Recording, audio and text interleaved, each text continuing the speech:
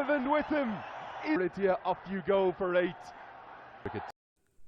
Nepal, Oman र युएईले 2 अङ्क प्राप्त गरेका छन् भने कतार, जापान र सोमालीले कुनै पनि अङ्क प्राप्त गरेका छैनन् यो सुपर 6 मा। आजको पहिलो खेल ओमानले कतारको सामना गर्दैछ भने दोस्रो खेल युएई र नेपालको खेल हुनेछ र तेस्रो सोमाली र जापानको खेल हुनेछ। Locker Jason gone. Touch was taken. Tremendous scenes.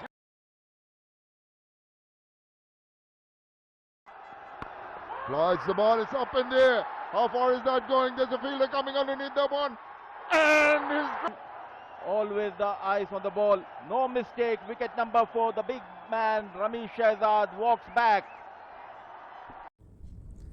ICC T20 world cup Asia qualifier को समीकरण पुरा भएको छ।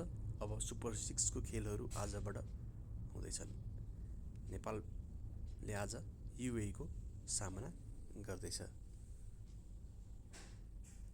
समय 4:15 बजे। सबै देशले आज 2 अङ्क थप्न कोसिस गर्नेछन्। जस्तो ओमान, युएई र नेपालसँग 2 अङ्क छ भने कतार, सोमाली र जापानसँग 0 अङ्क छ। सुपर 6 को म्याचहरू निकै रोमाञ्चक हुने अनुमान गर्न सकिन्छ। सबै देशहरू उत्तिकै राम्रा छन् र हाम्रो अनुमानमा यो